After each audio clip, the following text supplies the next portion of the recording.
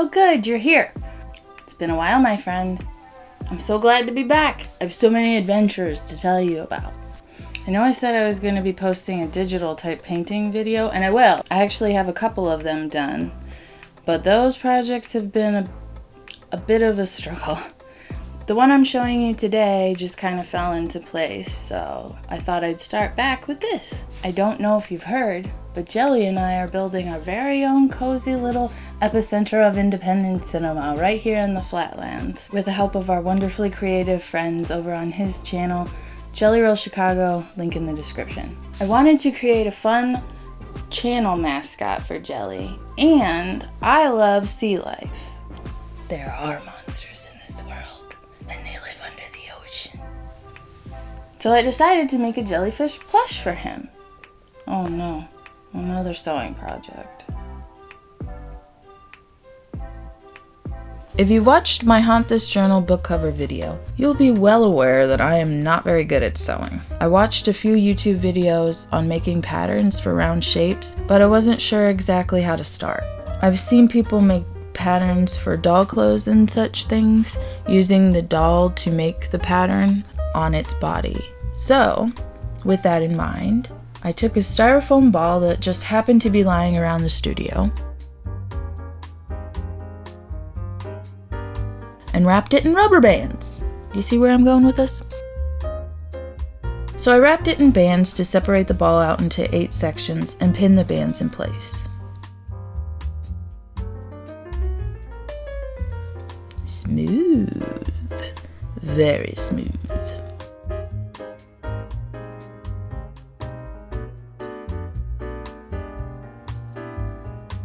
I took some tracing paper and pinned it down to the ball.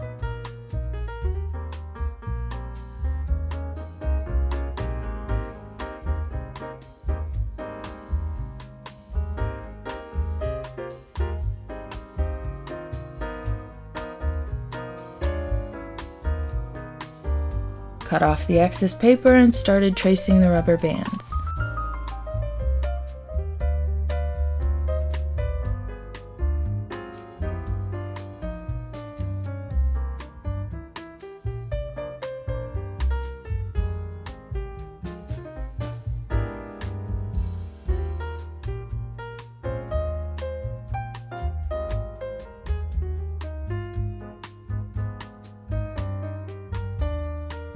I felt like this was a sound way to proceed, but as you can see, the shape turned out a little wonky.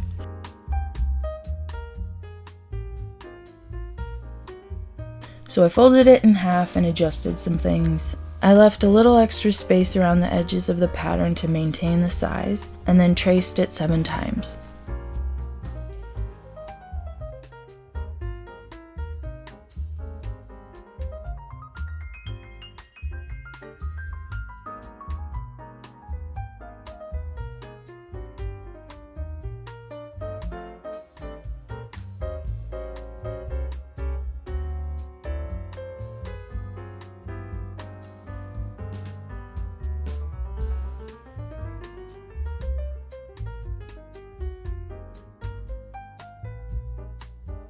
I had an idea about painting on velvet. I'm not sure why velvet paintings are seen as tacky.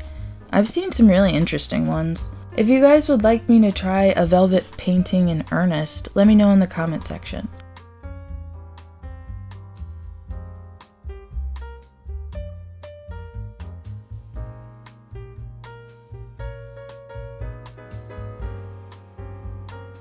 As I get older, I've started developing the ability to be aware of what I'm doing in the moment while also keeping the bigger picture in mind. Honestly, it's taken a long time for me to be able to do that. In this moment, I was pinning down the pattern while also making sure the fabric would all flow in the same direction after I've sewn it, while also trying to save as much fabric as possible because, believe it or not, this is not the project I bought this fabric for. I numbered the sides of the pattern so I would know what edges should go together, but I ended up confusing myself. Fortunately, I didn't need to keep track of the pattern because the grain of the fabric is so obvious. Is that what it's called with fabric? Grain? Like with wood?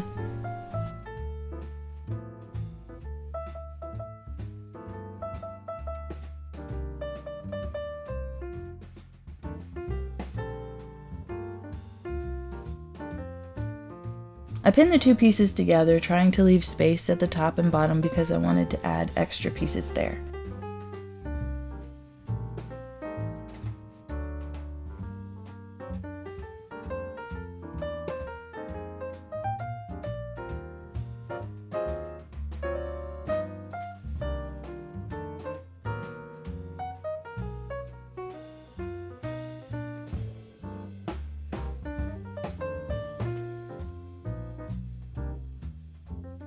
This is going to be a lot of sewing.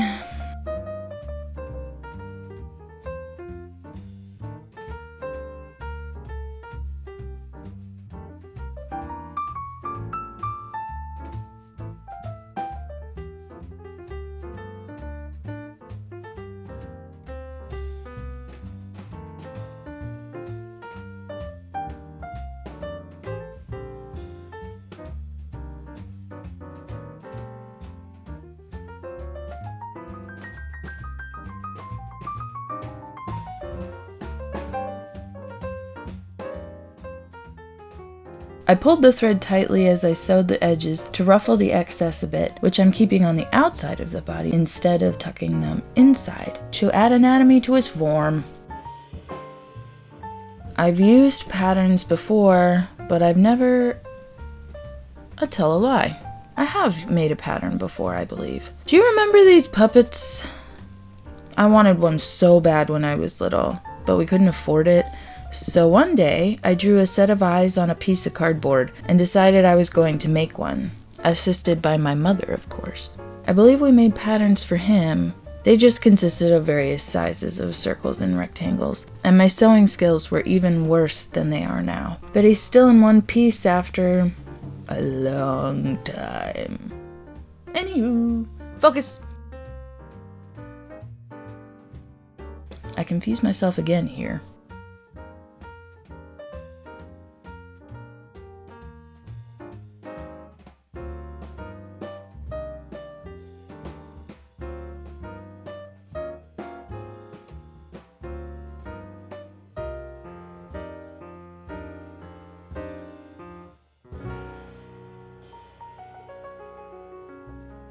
It was exciting to see him take form. I ended up leaving one of the panels off the body in an attempt to make the body more egg-shaped.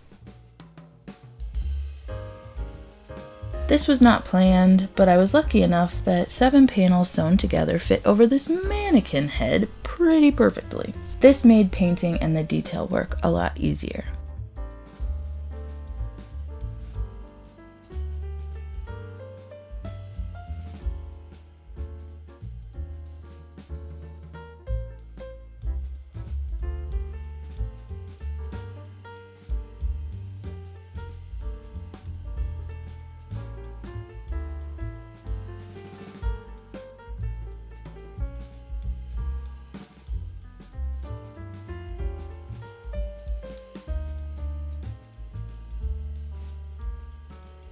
My first thought for his head was for him to have a little curly cap, but I wasn't sure how to form that with fabric, so I decided to make his head like a flower blooming. Initially, my thought was to pin the petals down so you could see the top of his head.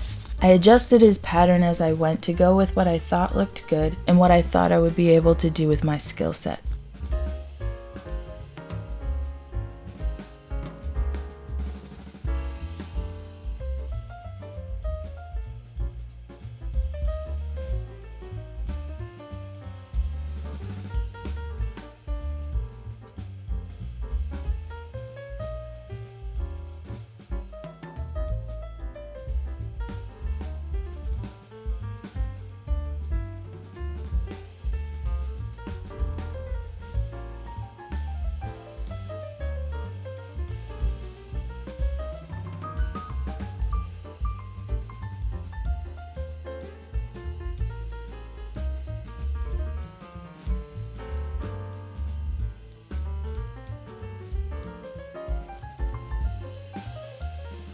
I printed the template for his eyes on sticker paper in the hopes that I could just stick the design to the fabric and have it shield the black fabric from the paint. It worked pretty well.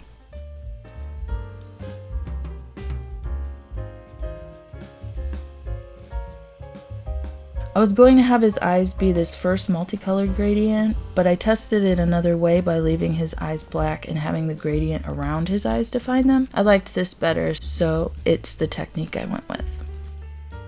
I guesstimate the size of the hole I left in the top of his head so I can seal that up.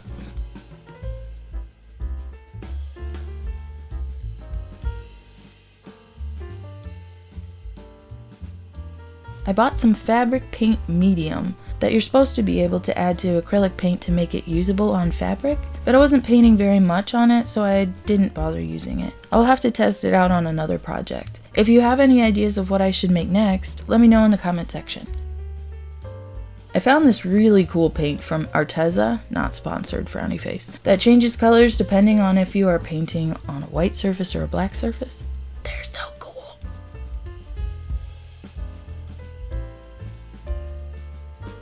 I placed the cutouts like this so I could gauge how they would look together and where I should put the eyebrows.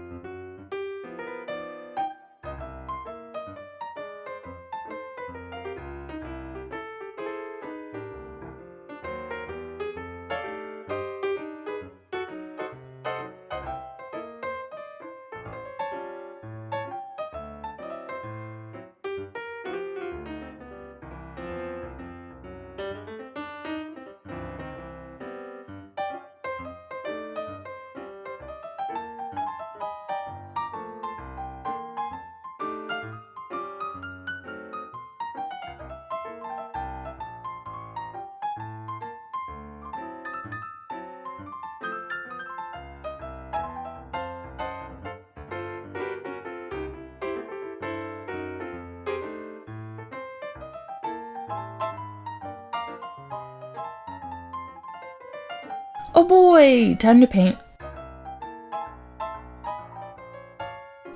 These are the paints I was talking about.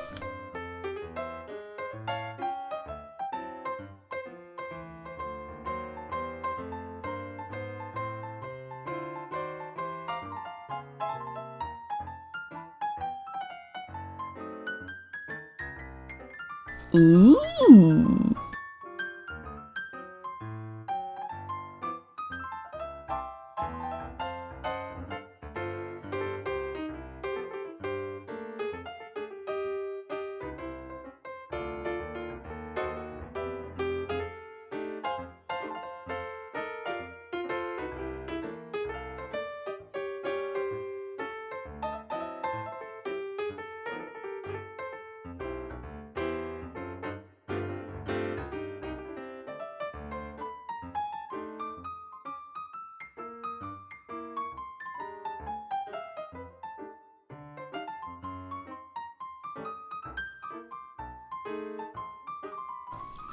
What happened?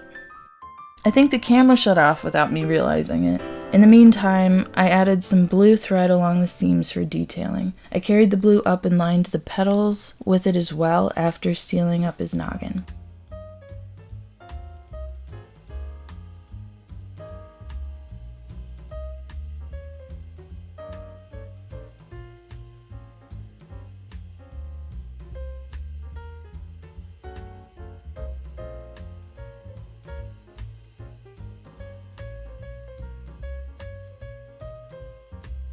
I'll show you what I did.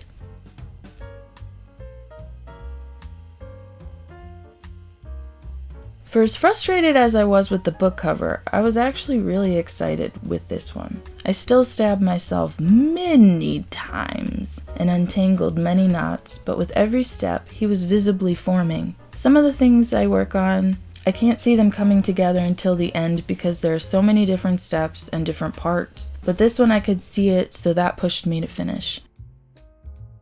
This took me about a week to build.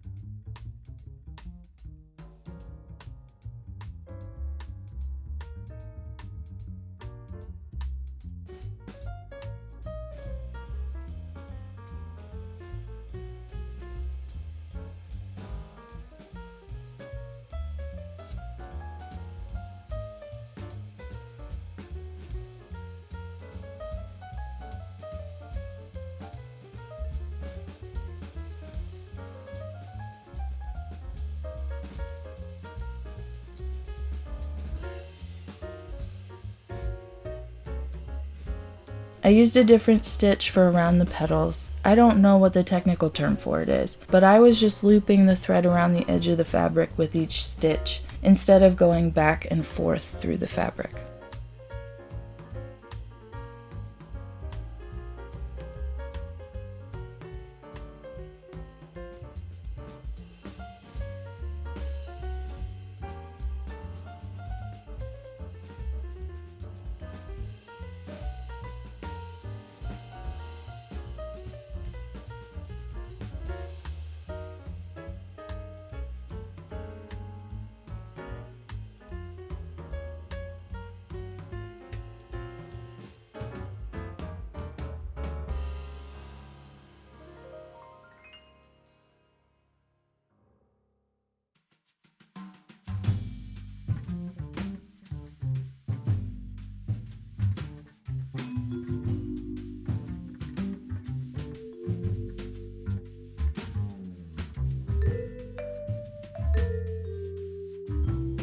I am attempting to make a piece for his undercarriage.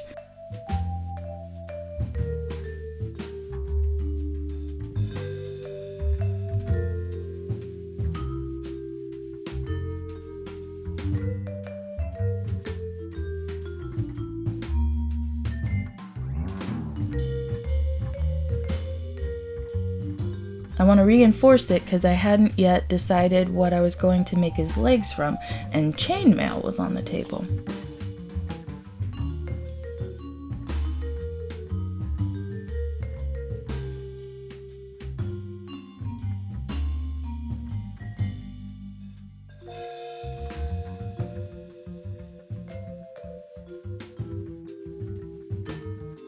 I sewed his undercarriage off camera because it was not the easiest thing in the world. I made it way too big, so I just folded it in on itself, which actually helped add weight to his derriere so he doesn't rollo away.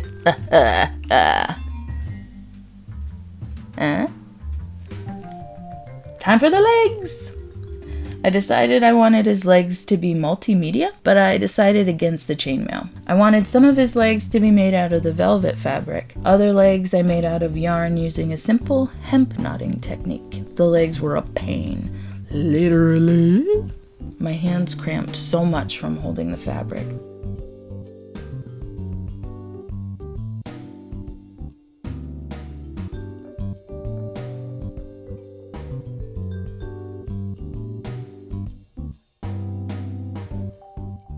Pinning it to a pillow to hold down while I sewed helped a lot. I pulled the thread tightly to ruffle and twist the legs.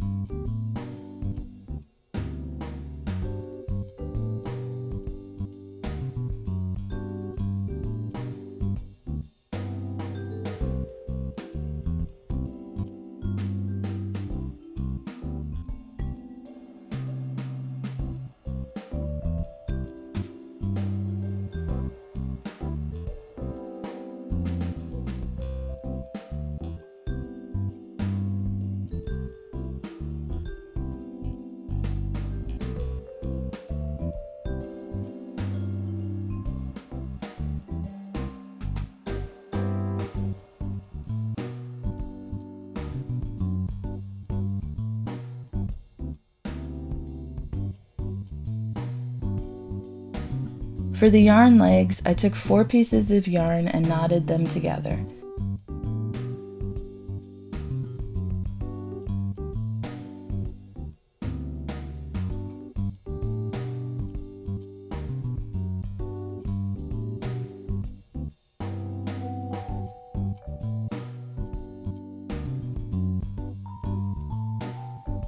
I held the center 2 strands in place by knotting them together, placing a dowel rod in the loop I made, and securing it under the pillow, after pinning the large knot in place. And out of my way.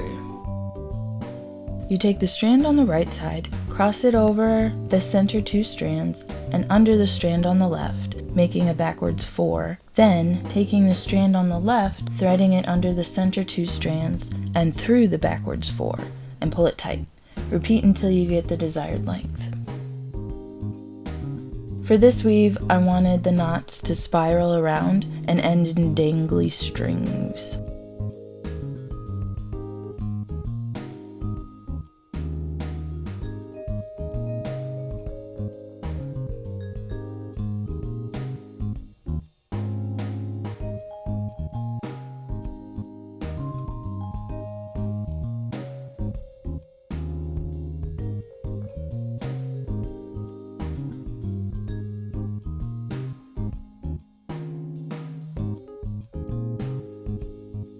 I trimmed the legs, then made 6 or 7 of these types of legs of various lengths.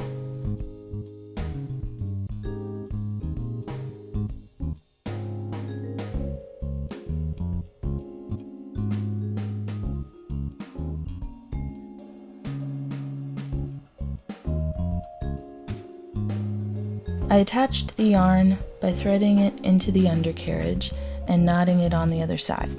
I sewed the velvet legs to his derriere. I took half of a plastic Christmas ornament and drilled many holes in it so I could attach it to the top of his head. This also was not the easiest task. Like most people, I think, I am very interested in bioluminescence. Some jellyfish are able to produce biolume.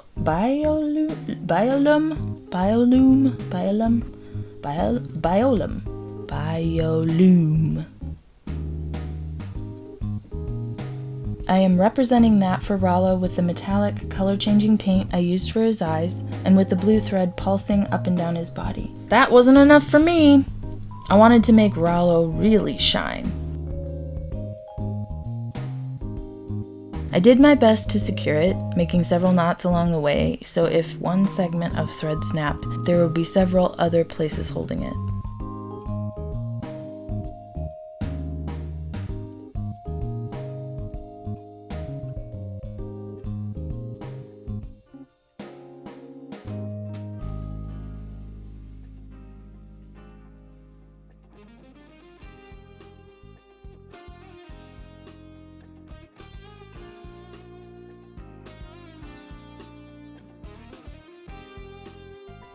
There I am.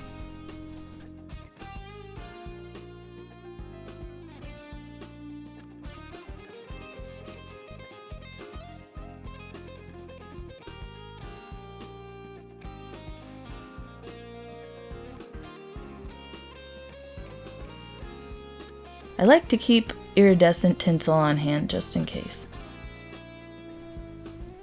I left a little space open so I could put his galaxy brain into his dome noggin.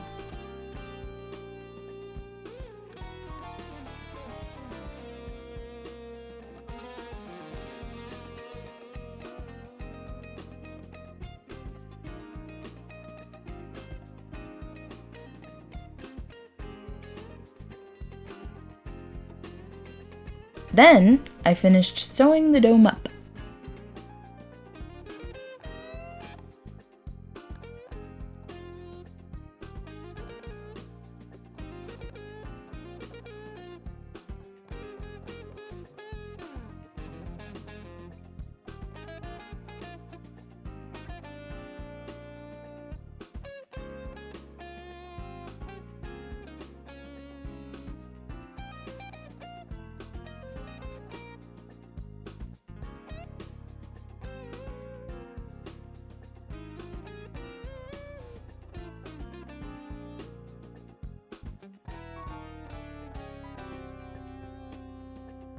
I decided to decorate his man petals the same way I did his noggin petals to give him more color.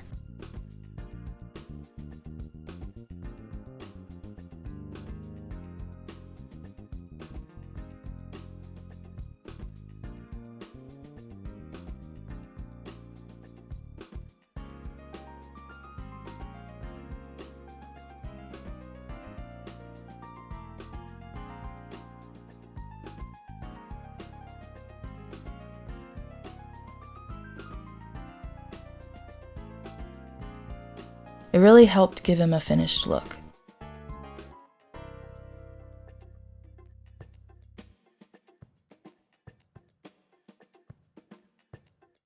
I pinned it, leaving space so I could stuff them.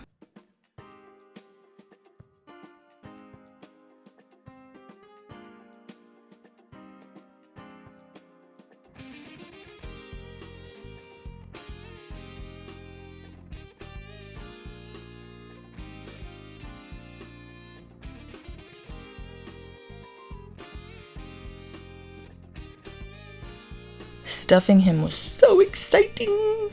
I couldn't wait to see him finished.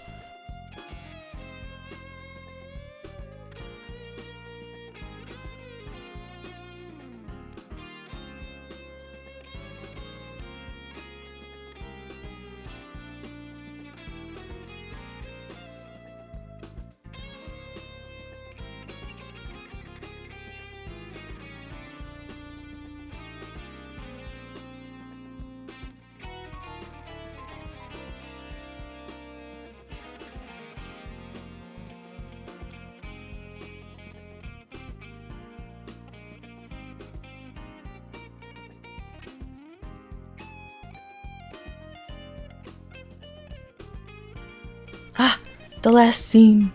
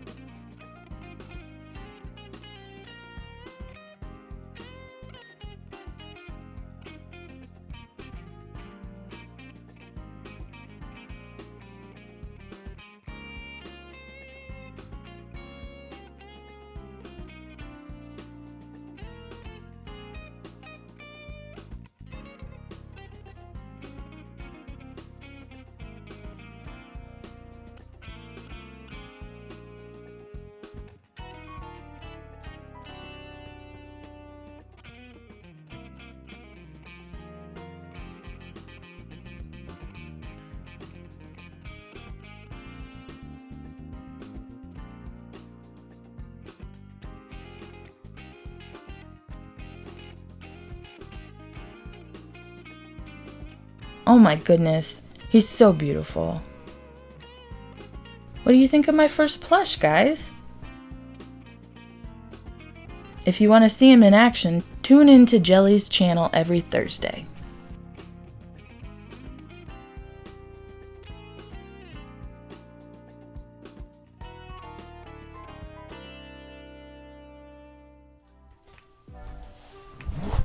Altogether, too much sewing on top of sewing. But I think he came out splendidly.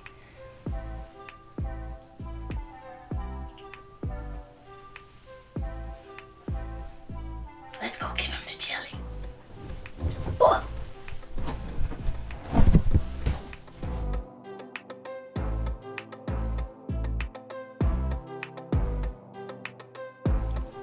Triumph!